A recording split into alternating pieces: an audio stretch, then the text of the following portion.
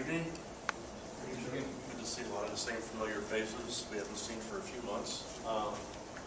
The UCR stuff, Joe went through it pretty well, but is there any questions on that I can answer? They have popped up between now and then. That time and place rule is what really throws people off. And I've said this before, that the post-dispatch never lets the truth get in the way of a good story, especially when it comes to the police department. And the numbers, like Joe explained pretty clearly, you know, the property crimes all fall under that time and place rule, and the person crimes, again, it can be exaggerated. You know, somebody comes in here, fires one shot in here, instead of one crime, we've got 50. You know, so hey, they kind of balance out, but I also am confident that our numbers are pretty accurate, and regardless of what the post-dispatch says, we are not playing with or skewing any crime numbers. So, having said that, we went through a couple of slides that Brooks popped up there on crime numbers, and hey, I know crime numbers can pretty much say, and stats rather, pretty much say whatever we want them to say. They can be massaged, manipulated, or whatever to fit whatever message or goal we're trying to get out there to you. But you can't overlook the success that your neighborhood has had with dealing with crime over the last 5 years or so. It's simply remarkable. Just taking year to date, for example, the entire city of St. Louis is down about 6% in crime. Okay, the 9th district is down about 7% crime, so we're above, the city as far as crime reduction.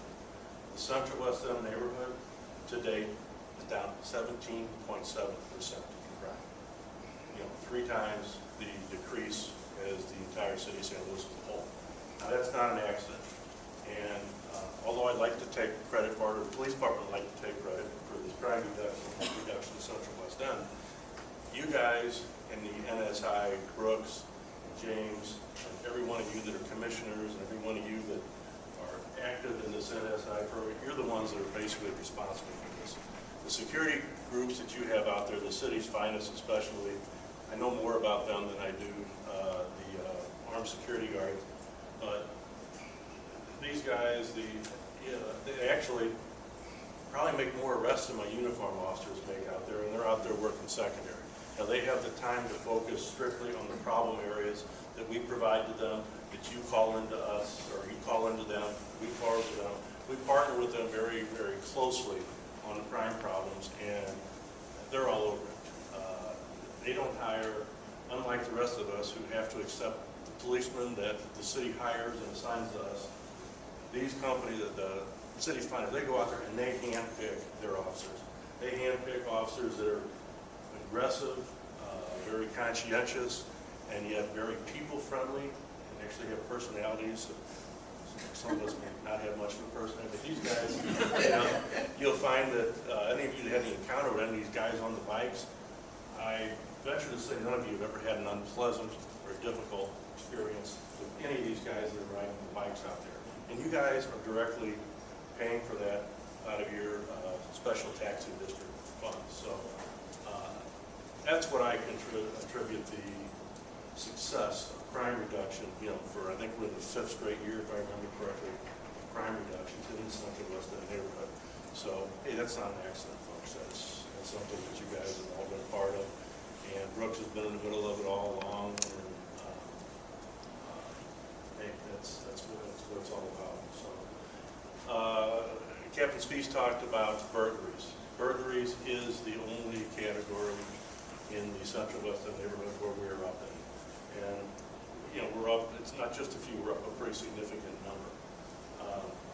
There's several different types. About a month ago, we had a string of several business burglaries along Euclid Avenue, some of the business in there, where they were going in the back doors after the businesses were closed. They were hitting cash registers or coin-operated machines or whatever they could get their hands on. And to be perfectly honest with you, we have no leads, we have nothing whatsoever in any of those cases. There have been several significant arrests. Our night watch officers arrested one gentleman who was a career burglar going through garages stealing bicycles. We got him out of there. We got 3 different burglary cases issued on him. He's still confined on a pretty high bond because of his past history. he's off the street. We had another scrap metal burglar that is kind of been killing us. Actually, he hit one warehouse 10 different times, and we got 10 different burglaries in that same location from this one guy. He's confined on a, I believe, $50,000 cash-only bond. The circuit attorney's office issued 10 counts of burglary and 10 counts of stealing under 150 from the scrapping that he did at this one particular company 10 different times.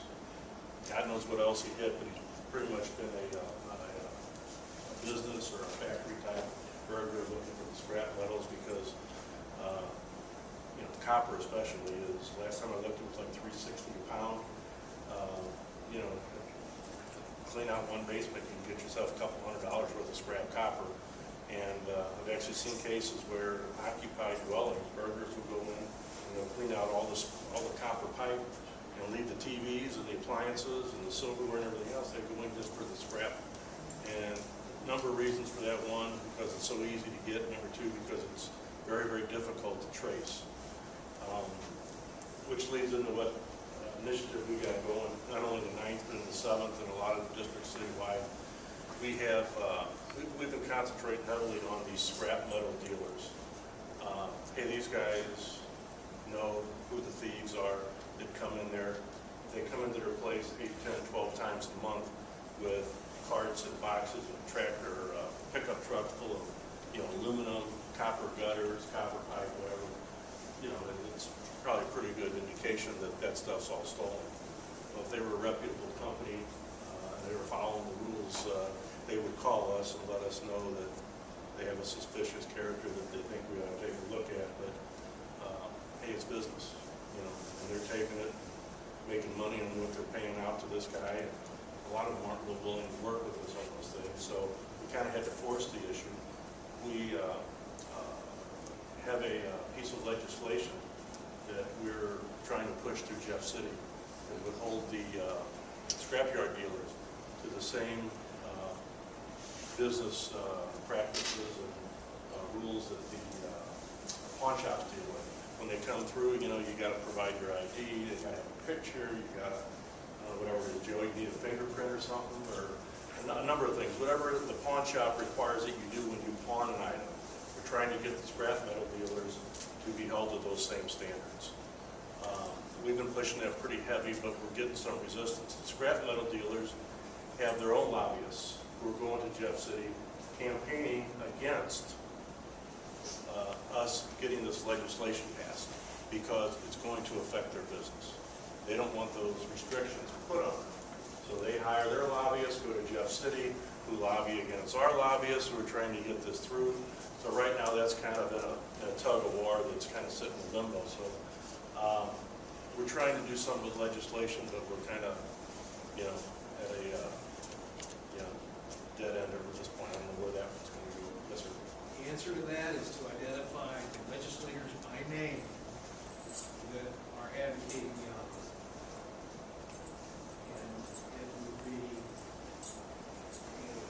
that could be disclosed to the newspaper, to the media. That's the way you put pressure.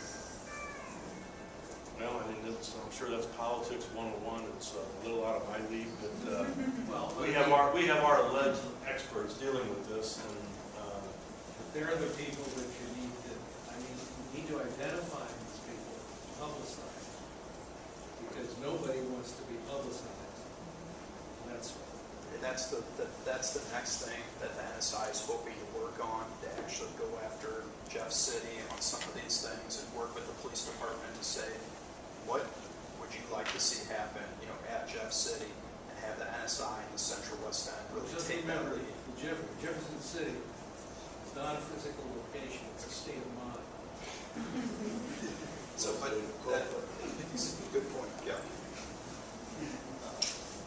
well, anyway, that's from the legislative side. That's what we're dealing with there. And I know a lot of you are aware of this, so bear with me. Another initiative we've got going on